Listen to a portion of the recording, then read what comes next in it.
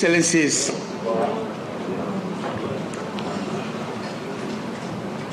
former presidents who are here leading international election observation missions and other heads of international observation missions, Excellencies, ambassadors and high commissioners present, fellow observers of the East African Community Election Observation Mission, invited guests, members of the press, ladies and gentlemen. Upon the invitation of the Kenyan Independent Electoral and Boundaries Commission, the Secretary General of the East African Community, Honorable Peter Mathuki, constituted the East African Community Election Observation Mission to the 2022 Kenya General Election.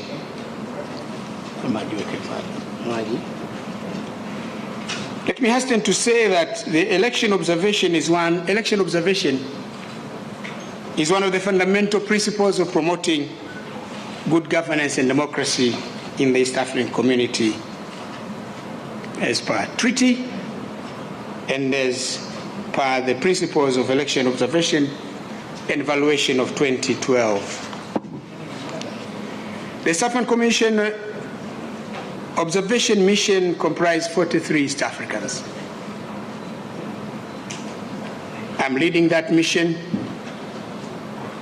and Ambassador Fatma Nangiza, who is the chairperson of the Regional Affairs and Conflict Resolution Committee of the East African Legislative Assembly, is my deputy. The members of the mission were drawn from the East African Legislative Assembly, national parliaments, government ministries, electoral management bodies, national youth councils, national human rights institutions, civil society organizations, and East African youth ambassadors. In constituting the mission, the Secretary General was guided by the principle that no national of the country holding the election will be a member of that observation mission. It follows, therefore, that our brothers and sisters of Kenya are not members of this mission. Ladies and gentlemen, the deployment of this mission was preceded by an AU, EAC, and COMESA joint high-level pre-election consultative mission from the 14th to the 21st of May. Later, from 25th of June to 25th of July, a joint political assessment mission with members of the AU, EAC, COMESA, and IGAD conducted an assessment of conflict prevention and mitigation of the risk factors to be taken into account during this year's election in Kenya. Members of the East African Election Observation Mission were deployed in 16 teams in 27 counties in Nairobi, Central, Nyanza, Eastern, Western, Rift Valley, and Coastal region.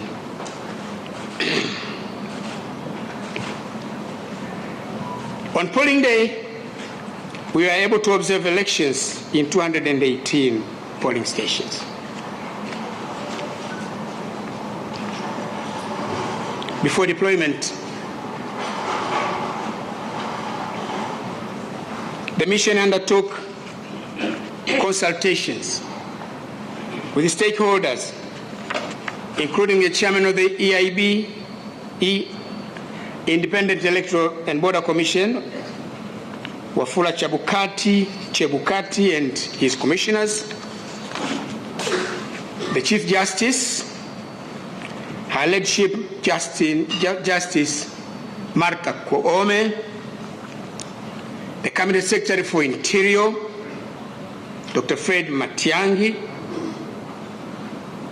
And with regard to presidential candidates, we met in person with His Excellency William Ruto, the Deputy President, Right Honorable Raila Odinga, former Prime Minister, and Reverend David Waihiga. I spoke by phone with Professor George Wajakoya. He was in his village. He went there early to vote, but we agreed to meet when he returns to Nairobi. The other stakeholders we interacted with include the National Police Service of Kenya, ambassadors of the East African Community in Kenya, commissioners of the National Human Rights Commission, commissioners of the National Cohesion and Integration Commission, political parties, the Election Observation Group, ILOG, civil society organizations, faith-based organizations, and the media. We also had consultations with other regional and international observers. Many of them are already here.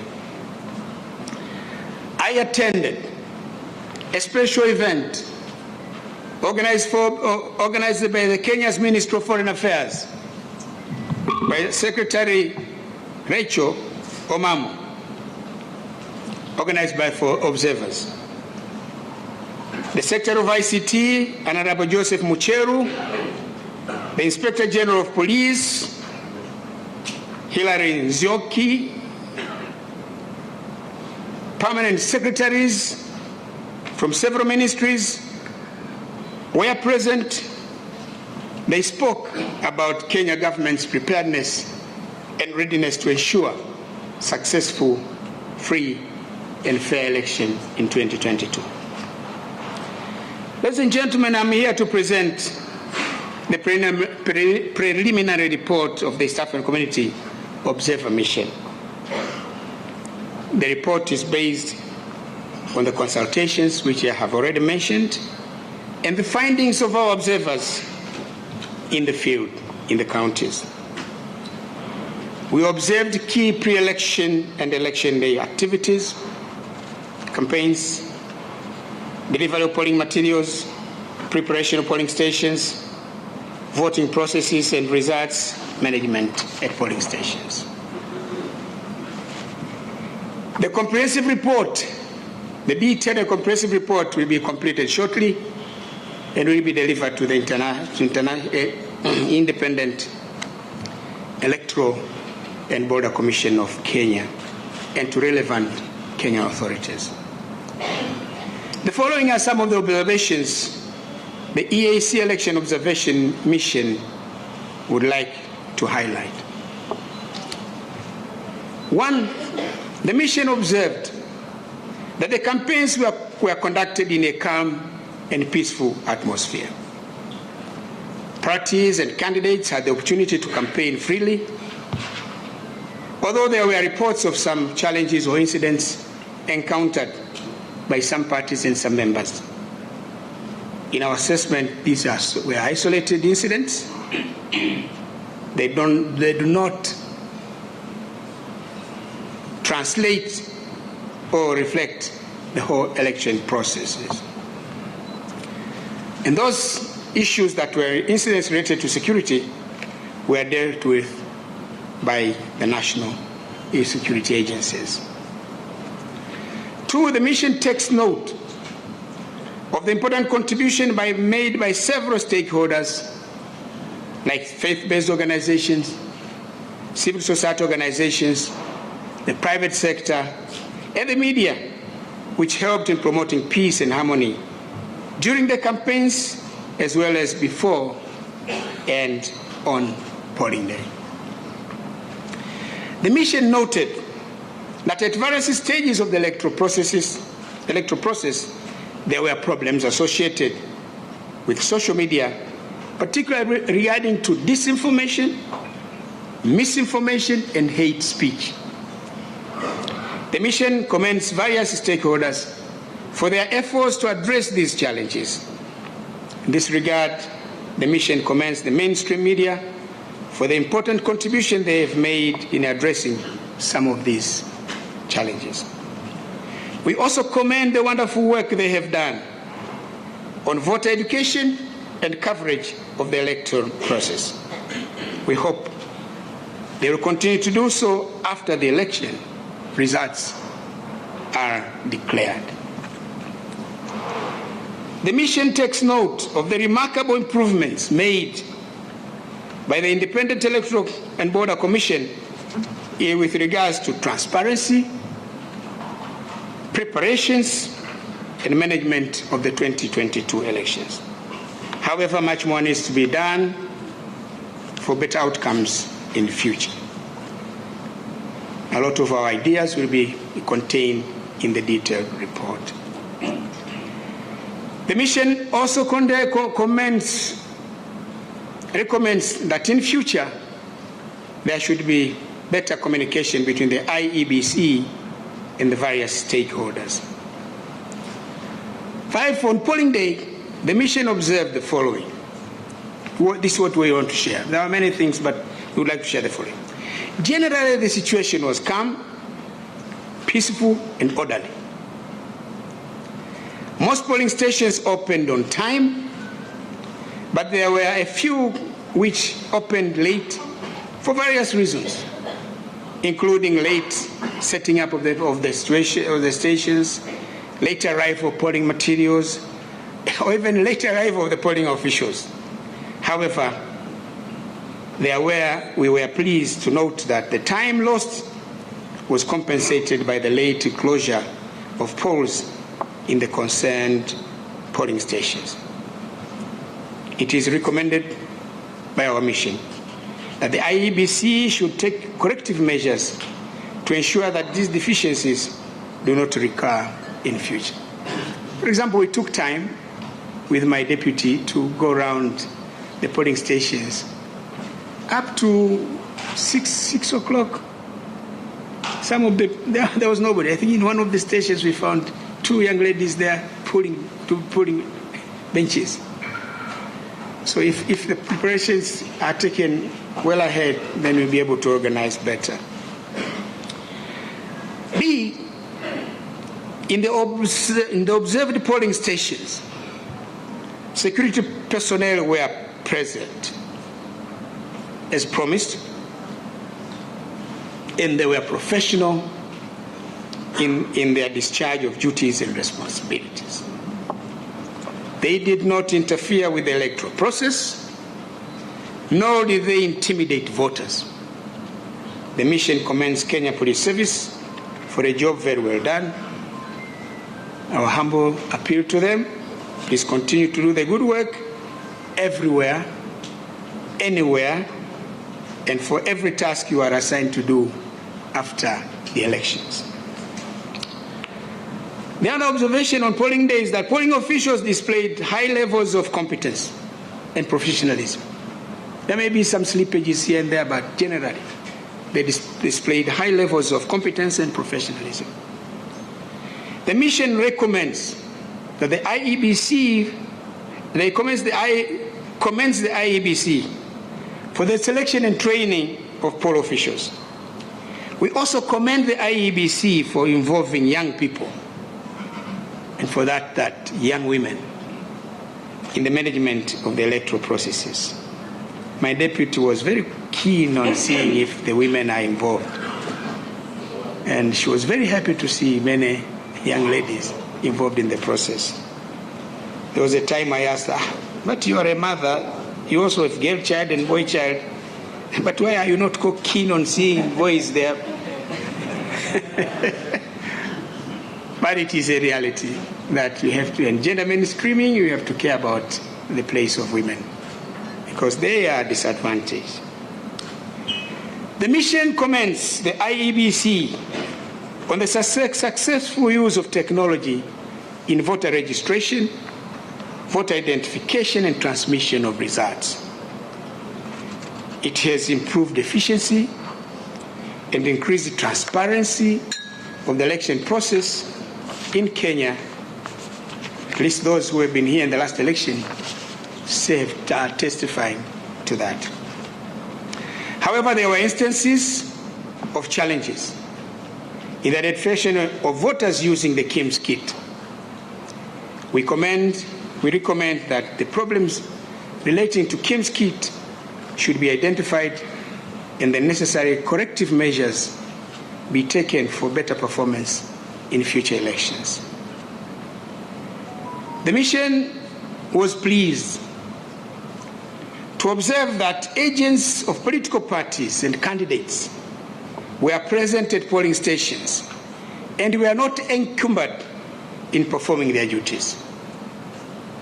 However, it was a bit concerning that it was only the two major political parties, political alliances, that were able to deploy agents. Also, it was intriguing to note the presence of many agents of independent candidates. You know, I think there was one polling station, I think the representatives of the mainstream parties were only two. 6 of them were, which party? Independent. Which one? Independent. Which one? Independent. So I says, it appears there are many independent candidates. It's good for democracy. But there is a story behind it. And we are going to take up that matter in the main report of observation. It appears something happened in the primaries in the political parties. And those who were dissatisfied just decided to become independent candidates. In all polling stations observed, agents of political parties and independent candidates signed the results form, declaration form, and they were given copies. Overall, the mission was pleased to note that generally protocols and procedures for opening and closure of polling were observed. With regards to layout of polling stations, it is the opinion of East African community observers that party agents were placed too far from the polling official who is identifying the voters. For purposes of enhancing checks and balances in future elections, the IEB should consider placing party agents close to that official to ascertain the authenticity of voters. Because if these party agents, in fact, in the arrangement, the party agents would be where the observers are supposed to be. The only thing they would see is how these people drop the ballots in the boxes. But I think the most critical part for them is at the point where voters are coming in, to ascertain that is this a bona fide voter or not. So if everything is safe, fine. But this is something that we thought was noticeable for us. The mission noted with concern complaints made by young people that the political parties did not provide them adequate space and opportunity for them to participate as candidates in the elections. We met some young people here. They are so vocal, complaining. They are making demands on us. Sometimes they tell us, "You are too young, please, just wait." Even getting the opportunity to try. So it's a hard sell. We consider this a serious matter. Either it's a matter of omission or commission, which needs attention and resolute action. Young people are the future of this country. In the same vein, we call upon the political actors and the government of Kenya to ensure that the 2/3 gender rule is observed to the letter and spirit. Ladies and gentlemen, over and above all that I've mentioned, the East African Community Election Observation Mission would like to appeal to all political actors and stakeholders in Kenya, including the great people of Kenya, to continue to maintain peace after the results of the elections are declared. We implore all of you to embrace peaceful resolution of disputes that may arise from the electoral processes. Fortunately, there is the opportunity to use the courts of law, so please make use of that avenue.